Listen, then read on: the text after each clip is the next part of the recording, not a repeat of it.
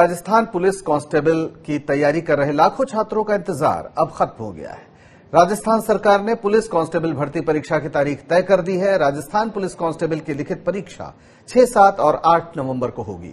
इससे पहले यह परीक्षा मई में कराई जानी थी, लेकिन कोरोना संक्रमण और लॉकडाउन के कारण परीक्षा को आगे बढ़ा दिया गया था। पुलिस विभाग में इसे अब तक की सबसे बड़ी परीक्षा माना जा रहा है। इस परीक्षा में 17 लाख से ज्यादा अभ्यर्थी शामिल होंगे।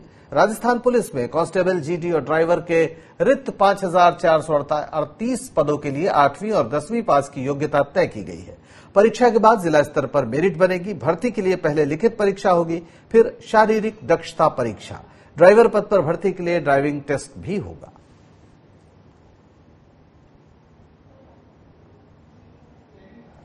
रामस्वरूप लामरोड जुड़ गए हमारे साथ इस खबर पर ज्यादा बातचीत के लिए। रामस्वरूप, आखिर ये परीक्षा इतने बड़े पैमाने पर जो होनी है वो पहले क्यों नहीं हो पाई? क्या सिर्फ कोरोना ही कारण था? और कब इसका शेड्यूल क्या बन रहा है? कब तक रिजल्ट और नियुक्तियों का सिलसिला शुरू होगा?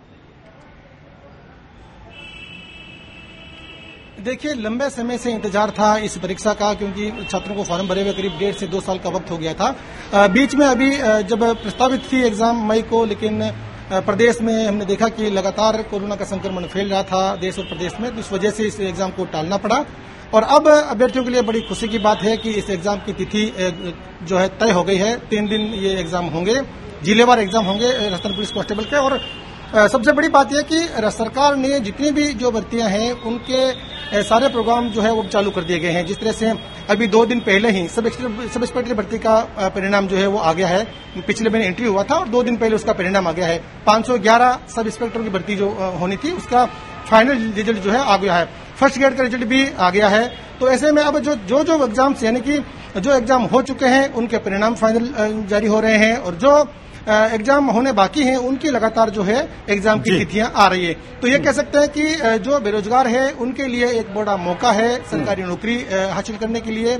जिस तरह से वो लंबे समय से तैयारियां कर रहे थे जयपुर में रह करके या फिर अपने घरों में रह करके, तो उनके लिए अच्छा मौका है कि वो इस एग्जाम को दें और अपनी नौकरी में जो है अपना अवसर प्राप्त करें। जी, बहुत शुक्रिया इस सारी बातचीत के लिए।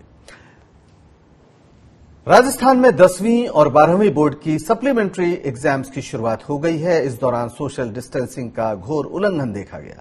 हालांकि छात्रों को सैनिटाइज करने के बाद ही एंट्री मिली। सप्लीमेंट्री एग्जाम के फिजिक्स और इंग्लिश का पेपर लिया गया। ये परीक्षाएं 12 सितंबर तक चलेंगी। प्रदेश भर में 235 परीक्षा केंद्रों पर इस परीक्षा का आयोजन हो रहा है, जिसमें 1,23,148 परीक्षार्थी हिस्सा ले रहे हैं। सर्वाधिक 93,700 परीक्षार्थी 10वीं बोर्ड के हैं। वहीं 12वीं बोर्ड के सप्लीमेंट्री में 38,500 छात्र परीक्षा दे रहे हैं।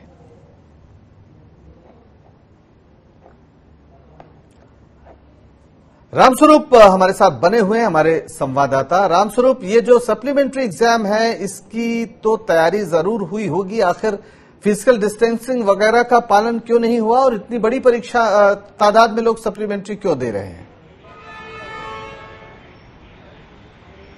देखिए, तादाद भले ही ज्यादा हो, लेकिन हमने देखा था कि 2 दिन पहले ही जब BSTC का एग्जाम हुआ था DL8 का, तब भी हमने देखा कि जो परीक्षा देते हैं उनकी बैठने के जो इंतजाम है वो पूरे डिस्टेंस रख करके किए जा रहे हैं। जिस तरह से एग्जाम होना भी जरूरी है, क्योंकि लंबे समय से छात्र कब तक इंतजार करे। पूर्व में 10th और 12th के जो एग्जाम बोर्ड के मुख्य एग्जाम होते हैं उनको एक बार स्थगित किया था परीक्षा के बीच में ही, लेकिन बाद में जो परीक्षा है वो दोबारा से जो शेष बच गई थी उनको आयोजित किया गया था।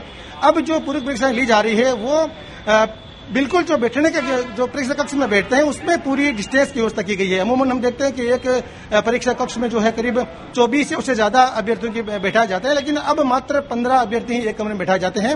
और तमाम जो स्टूडेंट्स आते हैं उनको बाकायदा इनकी स्क्रीनिंग की जाती है, उनके हाथ सैनिटाइज किए जाते हैं, बिना तरह की कहीं भी किसी को टच करने के बाद में उनको वहां पर प्रवेश दिया जाता है। तो ये कह सकते हैं कि सरकार जितने भी एग्जाम्स हैं, चाहे वो प्रतियोगिता परीक्षाओं के हो या फिर माध्यमिक शिक्षा बोर्ड के जो एग्जाम हो, एग्जाम तमाम अब कंडक्ट करवाए जा रहे हैं। सोशल डिस्टेंस का, हेल्थ प्रोटोकॉल का पूरा ध्यान रख के ही ये एग्जाम आयोजित हो रहे हैं। बहुत शुक्रिया इस सारी जानकारी के लिए रामस्वरूप। बढ़ते हैं अगली खबर की ओर। राजस्थान समेत पूरे देश में तीसरे दिन जेईई मेंस की परीक्षा हुई। यह परीक्षा 2 शिफ्टों में हो रही है। पहली पाली में सुबह 9 से दोपहर 12 बजे तक परीक्षा हुई, जबकि दूसरी शिफ्ट दोपहर 3 से शाम 6 बजे तक होगी। राजस्थान के 33 में से केवल 9 जिलों में ही जेईई मेन की 19 सेंटर बनाए गए हैं। अकेले जयपुर में 5 केंद्रों पर परीक्षा ली जा रही है। वहीं राजस्थान में करीब 45,000 छात्र ये एग्जाम दे रहे हैं। मेन के लिए 24 जिलों के छात्रों को दूसरे शहरों से सफर करना पड़ रहा है। कई छात्रों को एग्जाम देने के लिए 250 से 300 किलोमीटर दूर जाना पड़ा। परीक्षा केंद्रों पर हैंड सैनिटाइजेशन की व्यवस्था की गई है। साथ ही छात्रों को दूसरा मास्क भी दिया जा रहा है। परीक्षा केंद्रों पर फिजिकल डिस्टेंसिंग का भी पालन कराया जा रहा है और छात्रों की थर्मल स्क्रीनिंग भी की गई।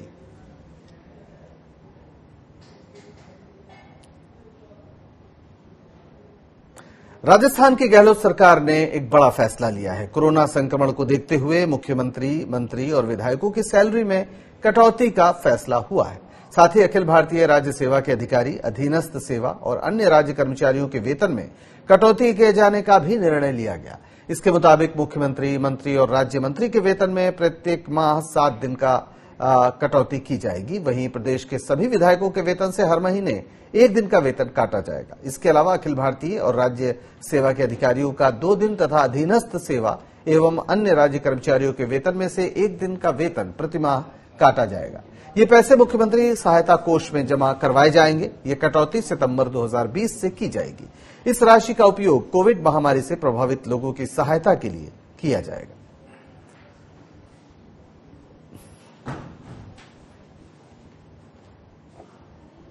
राजस्थान में अगले कुछ दिनों में स्थानीय निकाय के चुनाव होने हैं। इसे लेकर सियासी पार्टियां अब अपनी अपनी रणनीति बनाने में जुट गई हैं। सियासी सुलह के बाद कांग्रेस पार्टी ने भी अब स्थानीय निकाय चुनावों पर फोकस किया है। पार्टी किसी भी कीमत पर राज्य में हुए सियासी घमासान का असर इन चुनावों पर नहीं पड़ने देना चाहती। पंचायत और निकाय चुनावों को सियासी कलह से दूर रखने के लिए अब पार्टी ने सबसे पहले ब्लॉक स्तर पर मौजूद कार्यकर्ताओं को उपकृत करने का निर्णय लिया है। पार्टी के पास 1,37,000 कार्यकर्ताओं की सूची पहले से उपलब्ध है।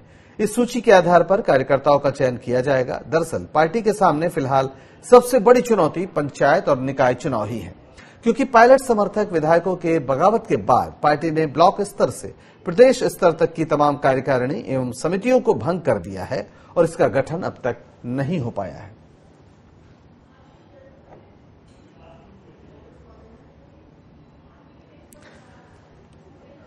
राजस्थान में कोरोना अब तक की सबसे तेज रफ्तार से बढ़ रहा है। प्रदेश में अब तक 3 केंद्रीय मंत्री, 1 मंत्री, 2 पूर्व मंत्री, 3 सांसद और 9 विधायक संक्रमित मिल चुके हैं।